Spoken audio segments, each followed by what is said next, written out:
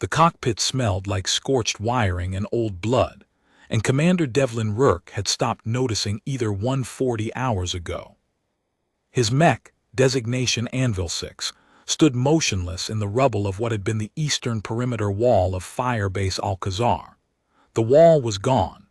17 meters of reinforced ferrocrete and embedded kinetic absorption mesh, gone, reduced to a slope of shattered gray chunks and rebar fingers reaching upward like the ribs of something dead. Rourke's machine stood in the gap, its left arm locked at a 15-degree angle because the actuator housing had taken a directed energy round during the second assault, and the maintenance drone that might have fixed it was a scattered collection of parts somewhere under the rubble 200 meters south. The right arm still worked. The autocannon mounted on the right shoulder still cycled. The targeting system still tracked. That was enough. It had to be enough because there was nothing else. Firebase Alcazar had been a forward operating base for the Terran 9th Mechanized Brigade, positioned on the high desert plateau of Keth Solon, the fourth planet in the Jurassic system, which 4 days ago had been a strategically important but operationally quiet sector of the Terran defensive perimeter against the Vreth Continuum. 4 days ago, the firebase had housed 312 personnel, 18 combat mechs, a field hospital, 2 ammunition depots, and a communications relay that linked the 9th Brigade's forward elements to the division headquarters on the orbital station above.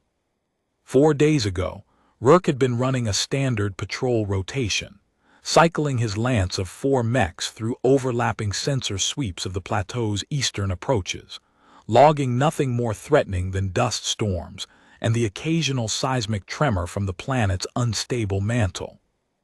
Then the Vreth had come through the passage. The Jurassic Passage was a navigational bottleneck, a compressed transit corridor between 2 gravitational anomalies that funneled all faster-than-light traffic in this sector through a single approach vector. Terran strategic doctrine held it as a natural chokepoint, defensible with minimal fleet assets, a place where a handful of destroyers and a sensor net could hold an entire axis of advance. The doctrine was correct. The doctrine had held for 11 years.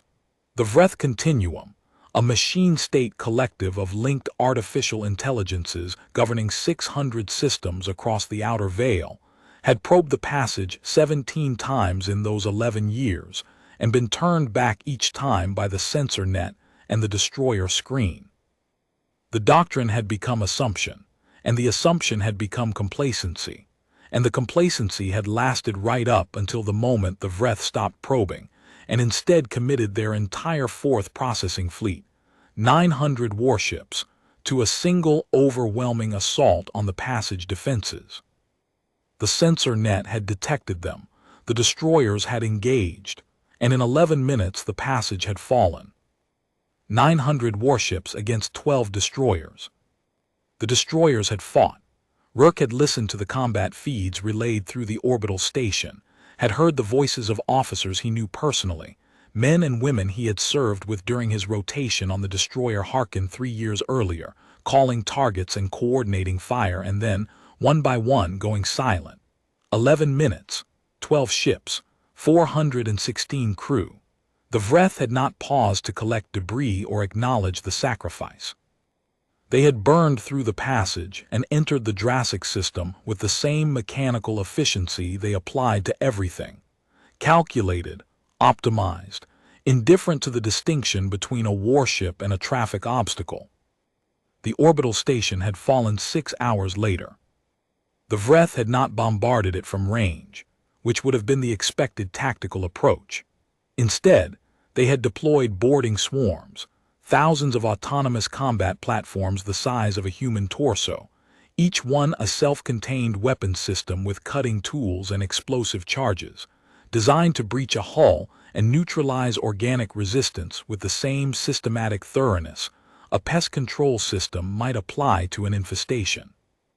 The station's garrison had fought for 6 hours, corridor by corridor, compartment by compartment, sealing bulkheads and venting sections, and buying time for the communications team to complete the one task that mattered more than survival. The last transmission Rourke had received from orbit was a clipped, professional voice he did not recognize, saying that the command deck was breached and all surviving personnel were falling back to the reactor compartment for a final stand. Then static. That had been 3 days ago. 72 hours of silence from orbit. 72 hours of no resupply, no medevac, no reinforcement, no communication with anyone outside the Jurassic system. The Vreth had deployed a communication suppression field across the entire planetary orbit, a dense web of signal-jamming platforms that turned every electromagnetic transmission into noise. Firebase Alcazar was alone on the surface of Kethsolin, with whatever it had in its magazines, and whatever personnel were still standing. Rourke checked his status board. The amber and red indicators told the story more efficiently than any briefing could. Personnel, 61 combat effective out of 312. The rest were dead, wounded beyond function, or unaccounted for. The field hospital had been hit during the third assault, a precision strike by one of the Vreth's orbital platforms that had put a kinetic rod through the hospital's hardened roof with surgical accuracy. 19 wounded and 3 medical staff had died in that strike. Dr. Vasquez, the brigade surgeon, had been in the operating theater when the rod came through. She had been working on a Marine whose leg had been shredded by shrapnel from the first assault, and the rod had hit 6 meters from her position and turned the theater into a crater of twisted metal and scorched biofoam. The surviving medic, Corporal Tanaka, was running a triage station in the basement of the command bunker, with whatever supplies she had been able to carry from the wreckage in 2 trips through enemy fire. Mechs, 3 operational out of 18. Anvil 6, Rourke's own machine, with its locked left arm and depleted ammunition stores. Anvil 2, piloted by Lieutenant Dara Okonkwo, which had lost its left leg below the knee during the second assault and now stood propped against the remains of the motor pool like a wounded soldier leaning on a wall. And Anvil 11, piloted by Sergeant Yusuf Haddad, the newest machine in the Lance, which had survived the fighting largely intact because Haddad was the most cautious pilot in the brigade and had a gift for finding positions that offered maximum fire coverage with minimum exposure. The other 15 mechs were wrecked, some of them still standing in their maintenance bays where they had been hit before their pilots could even power up, their cockpits dark, their systems cold, their ammunition loads intact and useless inside housings that would never open again. Ammunition, 11% across all remaining weapon systems. Rourke's autocannon had 412 rounds left. At the cyclic rate he had been using during the assaults, that was approximately 90 seconds of sustained fire. Haddad's missile racks were empty. Okonkwo's energy projector was at 17% charge, enough for perhaps 30 aimed shots before the capacitor bank was drained. The Vreth had hit them 4 times. 4 coordinated ground assaults in 72 hours, each one larger than the last, each one more precisely targeted, each one pushing closer to the command bunker at the firebase's center. The Vreth did not use soldiers in the way humans understood the word.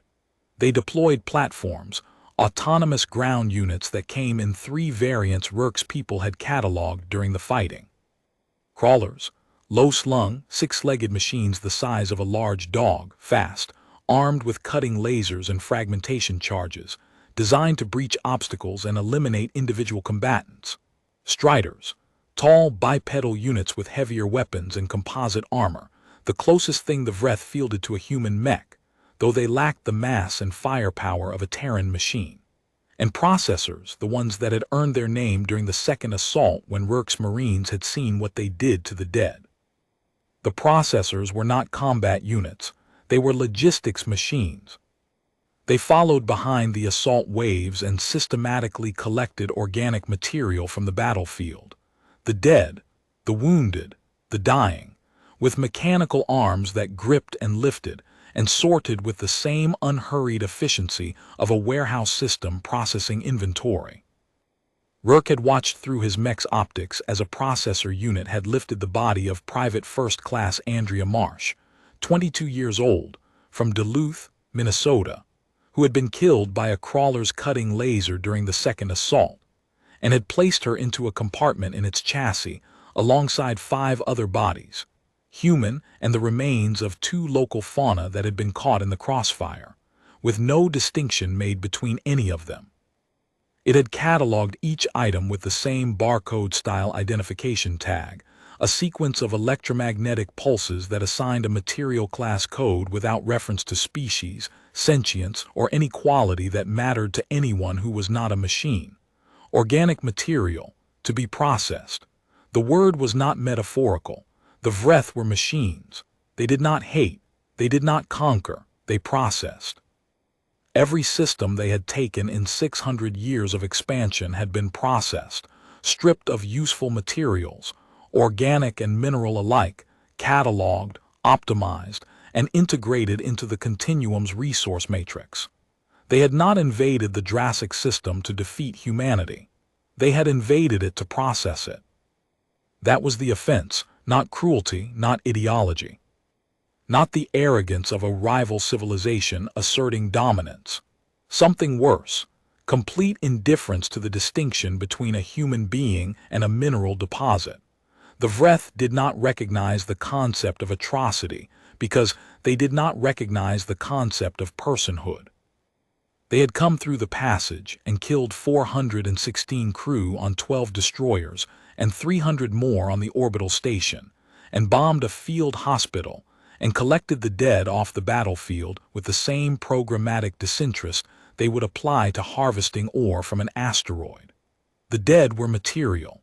The living were material that had not yet been processed. Rourke had been a mech commander for 14 years. He had served in 3 combat deployments before this one, all of them against organic adversaries who fought for reasons he could at least comprehend. Territory, resources, ideology, the usual catalog of motives that organic minds produced and organic leaders acted on. He had never fought an enemy that processed the dead. He had never fought an enemy that did not understand what it was destroying. The weariness he felt was not the ordinary exhaustion of sustained combat, though that was there too, a deep ache in every joint from 72 hours in the cockpit with only intermittent sleep snatched in the restraint harness. It was the specific weariness of fighting something that could not be reasoned with, could not be deterred by cost, could not be made to understand what it had done. The Vreth would keep coming until they had processed everything on this planet, or until something stopped them. Rourke intended to be the thing that stopped them, for as long as he could. He toggled the command channel. All stations Anvil 6, status check. Anvil 2 standing. Okonkwo's voice was flat, professional, stripped of everything except operational content. She had lost 2 members of her maintenance crew in the hospital strike. She had not mentioned it since reporting the casualties. Energy projector at 17%, structural integrity holding. Left leg actuator is welded in place. I can fire but I cannot maneuver. Anvil 11 standing. Haddad's voice was quieter, steadier, the voice of a man who had made his calculations and accepted the arithmetic. Missile racks empty. Autocannon at 6%. I have 68 anti-personnel mines from the motor pool stores. I can deploy them across the eastern approach if you want a screening line. Do it, Rourke said. Eastern approach, staggered pattern, 200-meter depth. When they come again, I want the crawlers hitting mines before they reach the wall gap. Copy, deploying now. Rourke switched to the infantry channel. Alcazar command, Anvil 6, give me a count. The voice that answered was Master Sergeant Elena Voss, who had assumed command of the firebase's ground troops after Captain Halbert had been killed in the 3rd assault by a Strider's weapon that had punched through the observation post's armored slit and taken him apart at the waist. Voss was 46, career infantry, with a voice like gravel and a face that looked like it had been carved from the same ferrocrete as the walls she was defending. 61 effectives, 29 walking wounded who can still hold a weapon. I've got them distributed across 3 hardpoints: North Bunker, Command Bunker, South Revetment. Ammunition is critical. Small arms at 15% average. Heavy weapons at 8. I have 2 functioning crew-served guns, and enough rounds for about 4 minutes of sustained fire each. The resupply drone from Depot 7 never arrived. Either the Rook intercepted it or Depot 7 is already gone. I sent a runner to Outpost Kestrel 12 hours ago to check their supply situation. The runner came back 2 hours later. Kestrel is a crater. Whatever hit it came from orbit. Understood. Pull your people back from the North Bunker. Consolidate on the Command Bunker and South Revetment. When the next assault comes, I want everyone within supporting distance of the Mechs. That gives them the north approach uncontested. They already have it. We don't have the bodies to hold 3 positions. I'd rather have 61 people in 2 strong points than 61 people in 3 weak ones. A pause. Voss was not the kind of soldier who argued with a tactical decision she recognized as correct, even when it meant giving ground. Copy, Anvil 6. Consolidating now. Estimated completion in 40 minutes. You have 30. Hatted how long on the mines? 25 minutes for full deployment. 15 if you want a partial screen. Full deployment, 25 minutes. Voss, you have 25. Copy. Rourke closed the channel and sat in the silence of his cockpit for 10 seconds. He allowed himself that. 10 seconds of stillness, of not calculating, not commanding, not running the operational mathematics that had consumed every waking moment for the past 3 days. 10 seconds in which he was not Commander Devlin Rourke, acting commanding officer of the remnants of firebase Alcazar. He was just a tired man in a machine, looking out through armored glass at a landscape of rubble and dust under a yellow-white sky that would have been beautiful if everything beneath it were not broken. Then the 10 seconds ended, and he was the commander again. He pulled up the sensor overlay on his main display. The Vreth's ground forces had pulled back after the 4th assault, retreating to a staging area approximately 4 kilometers east of the firebase, just beyond the range of Rourke's remaining weapons. His passive sensors could detect them out there, a dense cluster of electromagnetic signatures that his combat computer categorized as approximately 300 ground platforms, 200 crawlers, 80 striders, and 20 processors. The processors always came. They always waited behind the combat units with the patience of a system that had no concept of impatience. They always collected. The pattern was clear. Each assault had been larger than the last. The first had been a probe, 40 crawlers testing the perimeter defenses, mapping the firebase's weapons systems and response times. The second had been 120 platforms, mixed crawlers and striders, which had breached the eastern wall and forced Rourke to commit all 4 of his remaining mechs to seal the gap. The third had been 200 platforms with direct fire support from an orbital kinetic platform. The strike that had killed the hospital and Dr. Vasquez and 19 wounded Marines who had survived the fighting only to die under a hardened roof that was supposed to protect them. The fourth had been the largest, 250 platforms in a coordinated 3-axis assault that had pushed to within 80 meters of the command bunker before Rourke's Mechs and Voss's infantry had thrown them back in 40 minutes of close-range fighting that had cost them 9 more dead and another mech destroyed. Now 300 platforms were staging for the 5th. The Vreth were patient, methodical, and each assault incorporated tactical data from the previous one. The 5th assault would account for Haddad's mine screen. It would account for the consolidated defensive positions. It would probe for weaknesses that the 4th assault had identified and exploit them with the mathematical precision of a system that treated combat as an optimization problem. And it would be larger, because the Vreth processed failure the same way they processed everything else, as data to be optimized. Rourke did not expect to survive the 5th assault. He had run the numbers. 3 mechs, one of them immobile, 61 infantry with ammunition for 4 minutes of sustained engagement, 300 enemy platforms, learning and adapting with every wave. The mathematics did not work. But mathematics was not why he was still here. He was still here because somewhere beyond the Vreth's communication suppression field, beyond the wreckage of the Jurassic Passage, a signal was propagating through subspace at the speed of physics. The orbital station's final act, before the command deck had been breached, had been to launch a burst transmission drone through the passage debris. That was what the garrison had bought with 6 hours of corridor-by-corridor fighting. Not survival. A message. The drone was small, fast, expendable, designed to carry a single compressed data packet through hostile space and deliver it to the nearest Terran relay station. The data packet contained the station's final sensor logs. The Vreth 4th processing fleet's composition, numbers, disposition, and the timestamp of the passage breach. If the drone had made it through, Earth knew. If Earth knew, the response was coming. Not a diplomatic note, not a measured counter-deployment. The Vreth Continuum had committed 900 warships and breached a Terran-held chokepoint.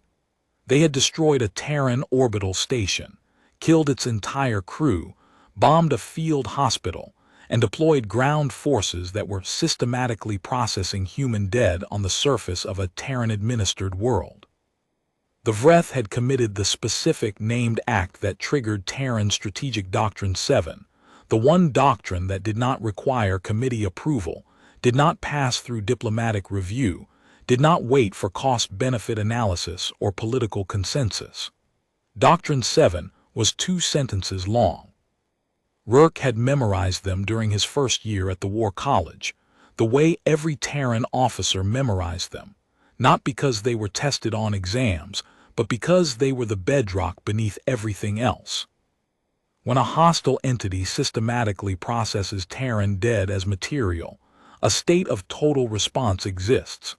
The response is proportional to the offense, immediate in execution, and final in scope. The word proportional in Doctrine 7 did not mean equal. It meant scaled to ensure the offense could never be repeated. For the Vreth, a machine state that had been expanding for 600 years across 600 systems, proportional meant something that would make 900 warships look like a rounding error. Rurk did not know when the response would arrive. Transit time from the nearest fleet concentration to the Jurassic system was between 5 and 8 days, depending on which fleet was mobilized and how fast Strategic Command authorized the deployment. It had been 3 days since the passage fell. If the drone had gotten through on day 1, the earliest possible arrival was day 6. 2 more days, possibly 5. He had to hold for 2 more days, possibly 5. With 3 mechs, 61 infantry, and 90 seconds of autocannon ammunition. He opened a private channel to Okonkwo, Dara, off the record. "I'm here, Dev. What's your honest assessment?" "Honest, we can hold one more assault, maybe. If the 5th wave is the same size as the 4th, if Haddad's mines thin the crawlers enough, if I can get 17 good shots with the projector before they close to knife range. That's a lot of ifs. A 6th assault finishes us." "I know. How long until the fleet gets here?" "Between 2 and 5 days, if the drone made it through." "That's a big if." "It is. And if it didn't?" Rurk looked out through the cockpit glass at the rubble and the dust and the yellow-white sky. "Then we hold anyway, because that's the job." Okonkwo was silent for 3 seconds. Then, "Copy, Commander, Anvil 2 holding." Rurk closed the channel and began reviewing his defensive plan for the 5th assault. He had drawn it up during the 4-hour lull after the 4th, scratching positions and fire lanes on the tactical display, with the focused attention of a man who understood that the quality of this plan would determine how many of his people lived through the next few hours. The plan was simple, because complexity required resources he did not have. Haddad's mind screen would channel the crawlers into 2 approach corridors. Rurk's Anvil 6 would anchor the eastern gap, the most likely axis of advance, with direct autocannon fire. Okonkwo's Anvil 2, immobile but still lethal, would provide energy projector overwatch from her position at the motor pool, covering the southern approach.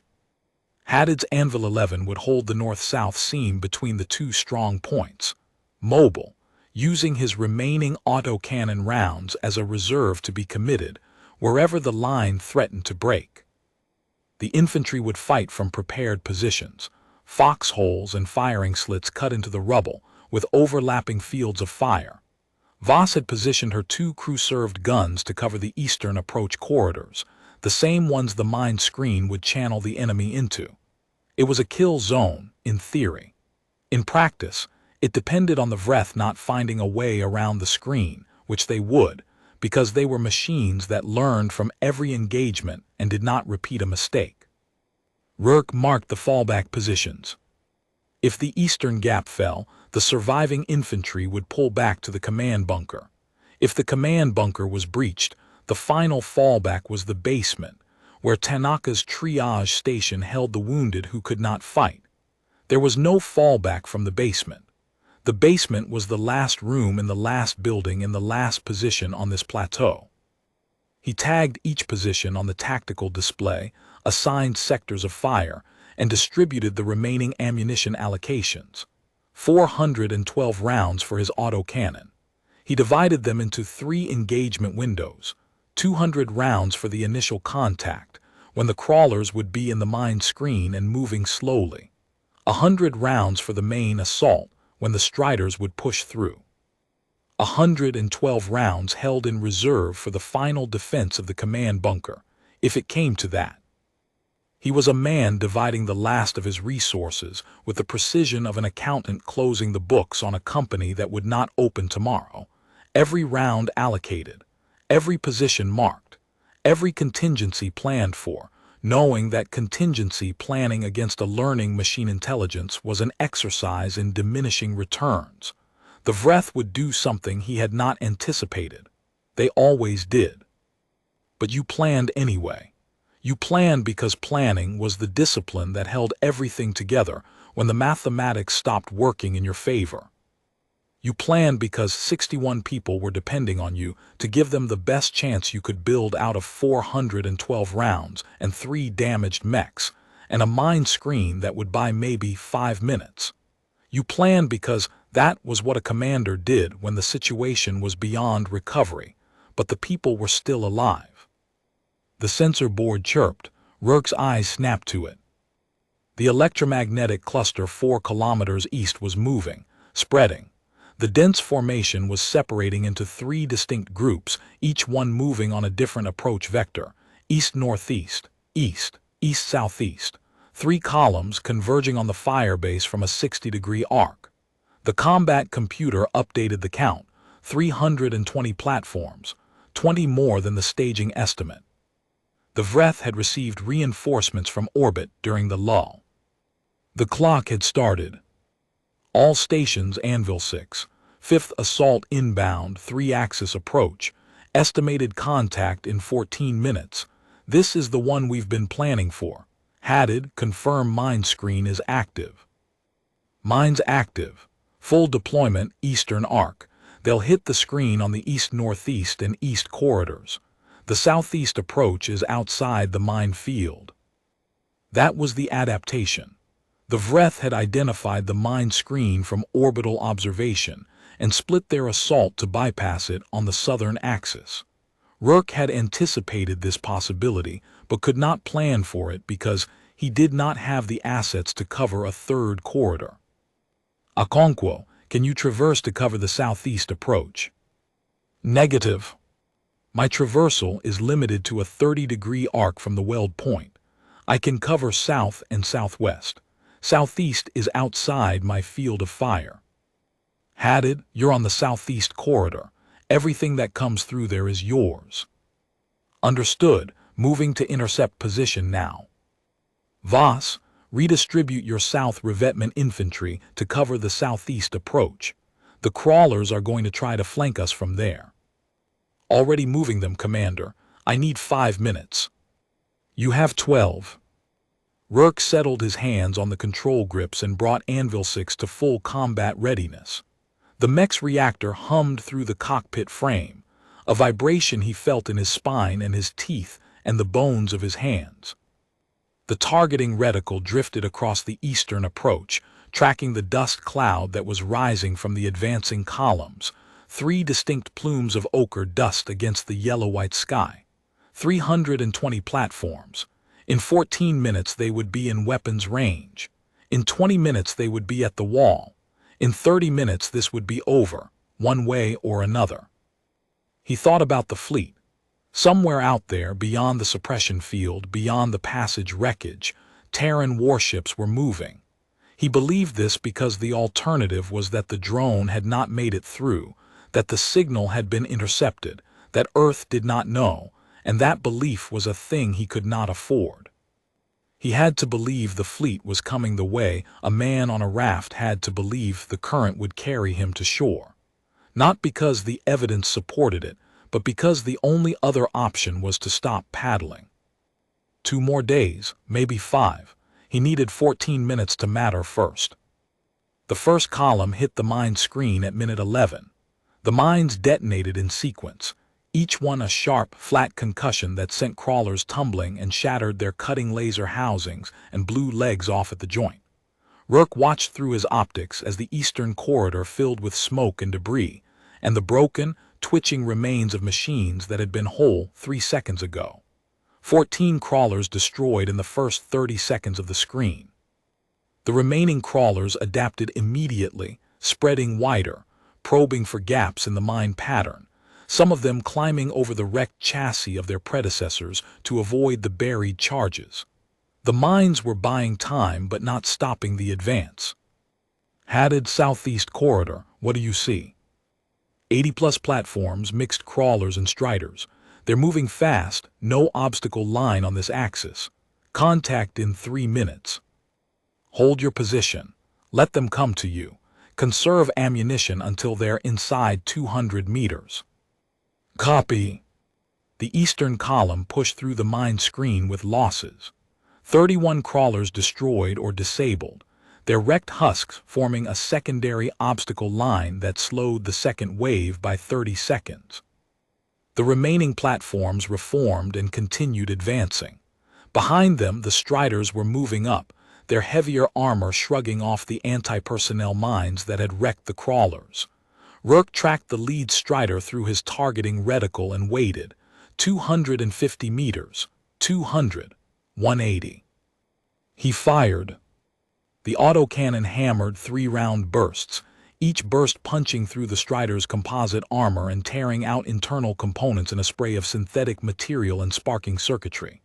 The strider staggered, took another burst, and collapsed. Rourke shifted to the next target, fired, shifted, fired. The targeting system tracked smoothly, the one system on his mech that was still functioning at full capacity, and each burst landed where he put it. 70 rounds expended in the first minute of engagement. He was already into his second allocation. To his south, Okonkwo's energy projector fired, a sustained beam of coherent energy that swept across the southern edge of the eastern column and cut through 3 crawlers in a single pass. She fired again. Again. Each shot deliberate, precise, the economy of a pilot who knew she had 30 shots and intended to make each one count because there would be no 31st. Southeast, the sound of Haddad's autocannon joined the fight, a deeper, slower rhythm than Rourke's weapon, conserving rounds, picking targets at the maximum effective range and dropping them with controlled bursts. Haddad was good at this, the best in the brigade at making ammunition last. He could make a 3-round burst do the work of 10 by choosing the exact moment and the exact angle. Voss's infantry opened fire from the revetment positions, the sharp crack of small arms and the heavier thump of the crew-served guns, hammering into the crawlers that had penetrated the mine screen and were now racing across the open ground toward the wall gap. The noise was enormous, a wall of sound that filled the plateau and echoed off the broken terrain, and underneath it Rourke could hear the mechanical whine of the crawler's legs and the deeper thrum of the Strider's power plants, and the sound of his own breathing, steady and controlled.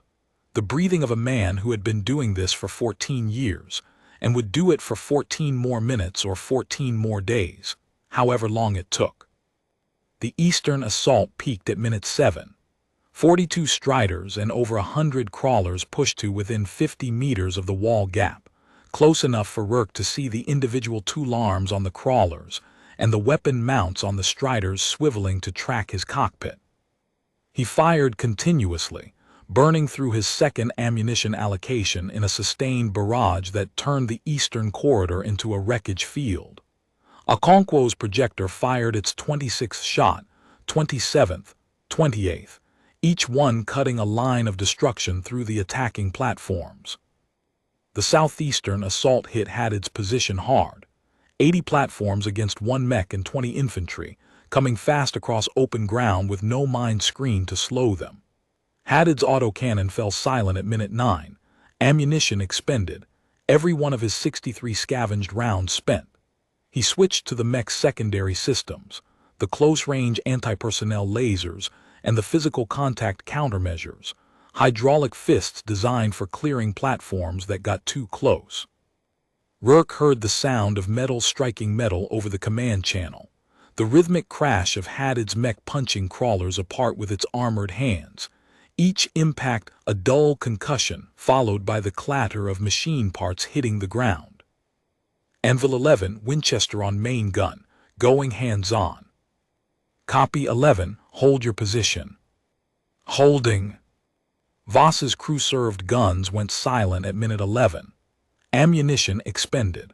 The infantry switched to individual weapons, picking targets at close range, the disciplined fire of soldiers who understood that every trigger pull had to count because there would not be another magazine after this one. At minute 13, the Vreth pulled back, not retreated. The Vreth did not retreat. They processed the tactical data, calculated that the current assault configuration had reached diminishing returns, and withdrew to regroup and optimize. The 3 columns pulled back in perfect synchronization, leaving their wrecked platforms on the field, and behind the retreating combat units, the processors were already moving forward to begin collection, their mechanical arms extending as they approached the first bodies.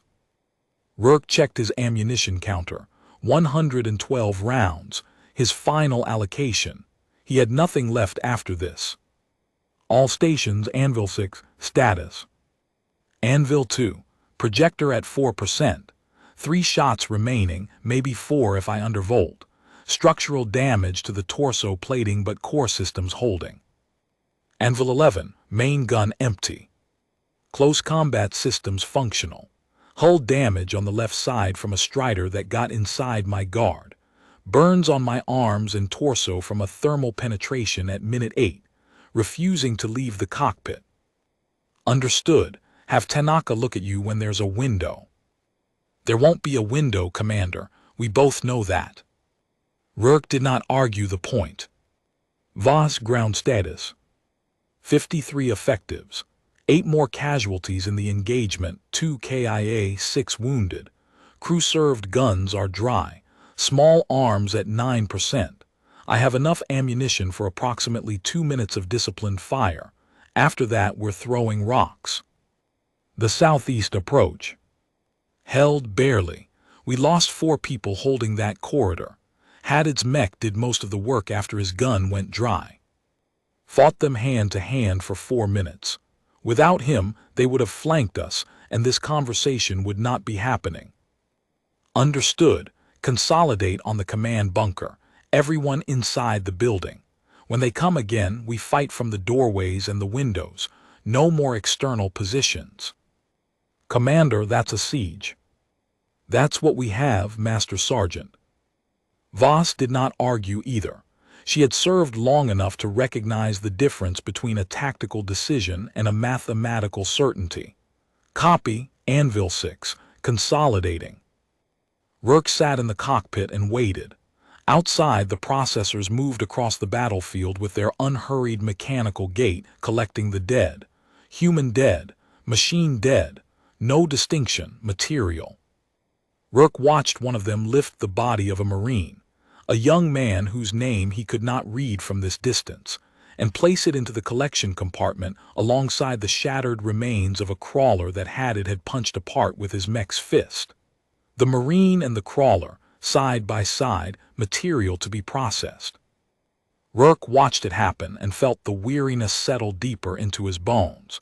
Not the exhaustion of combat, but the weight of witnessing something that should not be permitted to continue existing in any universe where human beings lived and buried their dead with their names. He checked the clock. 75 hours since the passage fell. Minimum estimated fleet arrival, hour 144. 69 more hours. He could not hold for 69 hours. He could hold for one more assault, maybe, if the word hold meant what it meant in the textbooks. If the 6 came before the fleet, there would be nothing left for the fleet to relieve. But you held anyway, because that was the job, because 53 people were counting on the commander to be the last thing standing between them and the processors, because somewhere out there, a burst transmission drone was carrying a signal through subspace, and at the end of that signal was Earth, and Earth's answer to what the Vreth had done on this plateau would be the kind of answer that machine intelligences could not optimize their way out of. Earth's answer would be final. The lull lasted 90 minutes, the longest gap between assaults yet. Rourke used every minute. He repositioned Anvil 6 to cover both the eastern gap and the southeastern approach, accepting a reduced field of fire on each in exchange for the ability to engage on 2 axes. He walked Haddad through a field-expedient reloading procedure, pulling autocannon rounds from the wrecked magazine of Anvil 4, the mech that had been destroyed in the second assault. Haddad's mech crossed the rubble field on foot, pried open the dead machine's ammunition housing with its physical manipulators, and loaded 63 rounds into its own magazine. Not much. A minute of fire. But a minute was a minute, and minutes were the currency they were trading in now. Okonkwo ran a diagnostic on her energy projector and reported that she could coax 5 more shots out of it by lowering the beam intensity to 60%. The shots would be less destructive, but they would still disable a Strider at close range if she hit the processing core housing. Rourke approved it. Everything was triage now. Every decision was about squeezing 1 more minute, 1 more round, 1 more shot out of systems that were past their operational limits. Voss moved her people into the command bunker. She positioned her 2 best marksmen at the second-floor windows with the last of the precision rifle ammunition. She had her engineering section reinforce the ground-floor doorways with rubble and salvaged armor plating stripped from the wrecked mechs outside. She distributed the remaining grenades, 7, to the soldiers positioned at the most likely breach points. She found, in the basement supply cache, 4 demolition charges that had been stored for obstacle clearance and never requisitioned. She placed them at the 4 structural columns of the command bunker's ground floor and wired them to a dead man trigger that she kept on her person. Rourke did not ask her what the charges were for. He knew. If the processors got into the basement, into the triage station, into the wounded who could not fight and could not run, Voss would bring the building down on all of them. The wounded would die in the collapse, so would any Marines still inside. But the processors would be buried under 100 tons of ferrocrete, and the material would not be collected. The bodies would stay where they fell, in the rubble, with their names still their own. That was the calculus now, not victory. Denial. Deny the Vreth the material. Deny them the processing. Deny them the clean, efficient, optimized conclusion they had calculated. Make every meter of this plateau cost them something that their algorithms had not budgeted for. Make them pay in wrecked platforms and expended ordnance for every body they tried to collect, every room they tried to breach, every human they tried to reduce to material. Make the cost so high that the next time the Vreth's decision matrices evaluated whether to assault a Terran position, the data from Keth Solon would weigh in the calculation like a stone. The sensor board chirped again. Rourke looked at the display and felt something shift in his chest. Not fear. He was past fear. Something older, quieter, colder. The resignation of a man who has run the numbers and accepted the answer and is now simply waiting for the equation to resolve. 460 platforms. The Vreth had committed everything they had on the surface, plus fresh units dropped from orbit during the lull. Crawlers, striders, processors, all of them, advancing in a single broad front formation across the entire eastern arc. No feints, no probes, no three-axis approach. One wave, everything at once, designed to overwhelm the remaining defenses through sheer mass. All stations, Anvil 6, final assault inbound. 460 platforms, broad front, eastern arc, this is it. He paused for 1 second. He wanted to say something. Something about what they had done, what they had held, what it meant. But the words were not there, and the time was not either. So he said the only thing that mattered. Weapons free. Anvil 2, 3 shots, ready. Anvil 11, 63 rounds and 2 fists, ready. Alcazar command, 53 rifles, 2 minutes of fire and 7 grenades, ready. Rourke settled his hands on the grips, 112 rounds. The targeting reticle steadied on the leading edge of the advancing formation, a line of machines that stretched across the plateau's eastern horizon. The dust cloud rose behind them, a brown curtain that blotted out the lower sky. The sound of their approach was a sustained mechanical hum, hundreds of legs striking the ground in near unison, a sound like nothing human, the sound of a system executing its function. He fired. The next 12 minutes were the longest of Devlin Rourke's life. They were also the simplest.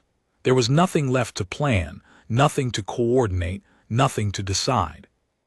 There was only the autocannon hammering and the targeting reticle tracking, and the mech shuddering with each burst, and the striders falling, and the crawlers swarming, and the sound of small arms fire from the command bunker, and the occasional flash of Okonkwo's projector cutting a line through the advancing mass, and the steady, unhurried crash of Hadid's mech striking platforms apart with its fists when the last of his 63 rounds was gone. Rourke's autocannon fell silent at minute 4, empty. He stood in the wall gap and let them come. The crawlers swarmed around his mech's legs, cutting lasers scoring bright lines across the armor plating, and he stomped them, crushed them under the machine's feet, swept them aside with the locked left arm that still had enough mass to batter a crawler into pieces even if it could not grip. A strider closed to point-blank range and fired its primary weapon into his mech's torso. The armor held. The strider fired again. The armor cracked. Rourke reached out with his mech's right arm, gripped the strider's weapon mount, and tore it off. The strider stumbled and Rourke put his mech's foot through its central chassis. Okonkwo's projector fired its last shot at minute 6. Anvil 2, Winchester, all weapons dry. Her voice was the same flat, professional tone it had been throughout. She did not sound like a pilot who had just fired her last round. She sounded like a pilot reporting a status change, the way she would report a fuel level or a bearing adjustment. Understood, too, you've done your part. At minute 8, a strider's directed energy weapon hit Hadid's mech in the cockpit section. The armor held, but the thermal bloom penetrated the inner lining, and Rourke heard Hadid gasp on the channel. A short, sharp intake of breath followed by the sound of a man forcing his breathing back under control through what had to be searing pain. 11 status. Burns worse now. Cockpit lining is melted on the left side. I can still move, still fighting. Fall back to the command bunker. Shield the entrance. On my way. Hadid's mech dragged itself across the rubble, one leg damaged now, trailing sparks and hydraulic fluid, and positioned itself in front of the command bunker's main entrance. A living barricade, 9 meters of scorched armor and blistered plating standing between the processors and the wounded in the basement. The mech's fists continued to swing, crushing crawlers that tried to pass, each impact sending broken machine parts skittering across the ferrocrete. At minute 10, the ground began to shake, not from the assault, from something else, something coming from above. Rourke looked up through the cracked cockpit glass and saw them. Contrails, dozens of them, hundreds of them, cutting white lines across the yellow sky from east to west. The contrails resolved into shapes as they descended through the upper atmosphere. Ships, Terran warships, frigates and destroyers in fast assault configuration, their hulls glowing cherry red from atmospheric entry, dropping through the sky like thrown spears. Behind them, higher, moving slower, the vast silhouettes of heavy cruisers and fleet carriers emerging through the cloud layer, their sunlit gray hulls catching the light of the system's star. The Vreth's communication suppression field collapsed in a cascade of failing platforms. Rourke's command board exploded with incoming signals, overlapping transmissions, automated fleet idents, IFF confirmations, and then, cutting through all of it, a single voice on the emergency command frequency. Firebase Alcazar, this is Vice Admiral Kessler, Task Force Crucible. The Terran First Combined Fleet is in system. 700 warships with full ground assault capability. We have orbital superiority and we are establishing a suppression perimeter around the Jurassic system. All Vreth assets in the system are being engaged. Hold your position. Relief forces are inbound to your coordinates. ETA 12 minutes. 700 warships. For a processing fleet of 900. Earth had not sent a proportional response. Earth had sent everything it needed to ensure that the Vreth 4th Processing Fleet would not leave the Jurassic system. 700 warships because 12 destroyers had died in 11 minutes. 700 warships because a field hospital had been hit by a kinetic rod. 700 warships because processors had collected the dead off a plateau and filed them as material. Above the plateau, the first kinetic strikes began to fall on the Vreth staging areas. Pillars of light and pulverized earth that turned the 4-kilometer distance into a wall of destruction visible even through the haze of the battlefield. The ground platforms faltered. For the first time in 4 days, the assault paused, the Vreth combat platforms receiving updated instructions from a command network that was itself under sustained attack from orbit. Some of them continued advancing on their last instructions. Some turned to face the new threat from above. Some simply stopped, their decision algorithms caught between conflicting priorities, locked in processing loops that had no optimal solution because the variable they had failed to account for was currently filling the sky with 700 reasons to reclassify human systems as unprofitable. Rourke stood in the gap and watched them die. The fleet's ground assault dropships hit the plateau 18 minutes later. 500 Marines in full combat armor, supported by 12 fresh mechs with full ammunition loads and undamaged systems, pouring out of transports that landed in the rubble of the eastern perimeter.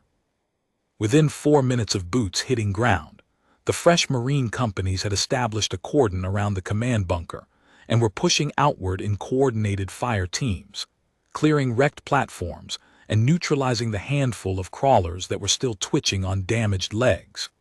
They swept through the remaining Vreth platforms with the overwhelming force of soldiers who had ammunition and energy and armor and numbers, all the things that Rourke's people had run out of hours ago.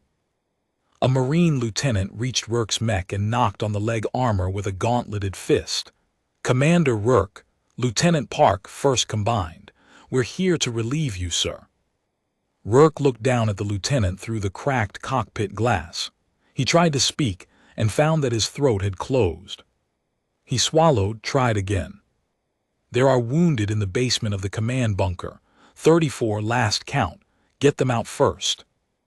"Already on it, sir. Medical teams are inbound. The fleet brought 3 hospital ships." 3 hospital ships for 1 firebase. The disproportion ran both ways. Rourke powered down Anvil 6. The reactor's hum faded. The cockpit went quiet. He sat in the restraint harness and looked at his hands on the control grips and realized they were shaking, not from fear or adrenaline, from the sudden absence of both. The tension that had held his body rigid for 75 hours released all at once, and his hands trembled with the physiological aftershock of sustained survival stress. He released the harness, opened the cockpit hatch, climbed down the external ladder with movements that felt underwater, each rung requiring conscious effort, his muscles protesting the change from the seated position they had locked into for 3 days. His boots touched the rubble of Keth Solon, and his legs almost buckled. Voss was standing at the entrance of the command bunker, the dead man trigger still in her hand, watching the Marines pour across the plateau. She saw Rourke and held up the trigger device. "Guess I won't need this." "Guess not." She pocketed it. Neither of them smiled. In orbit, Task Force Crucible was taking the Vreth 4th Processing Fleet apart with the systematic thoroughness that the Vreth themselves would have appreciated, if they had been capable of appreciation. 700 Terran warships against 900 Vreth platforms.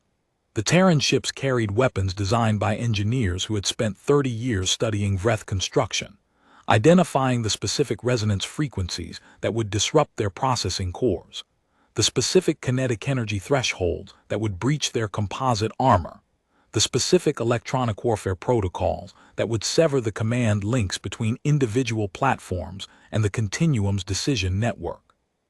The battle lasted 9 hours. When it was over, 612 Vreth warships had been destroyed.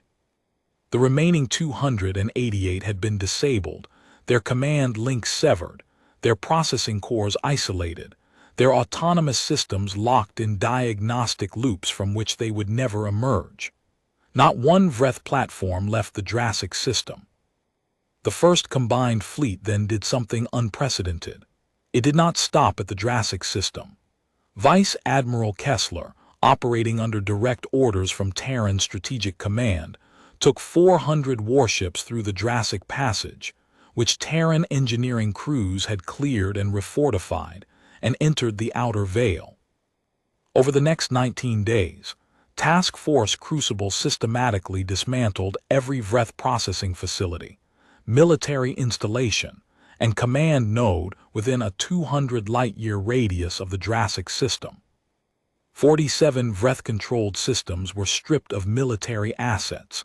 11 processing hubs that had been converting organic material from conquered worlds for centuries were shut down, their equipment catalogued as evidence, their operational logs transmitted to the Interspecies Tribunal.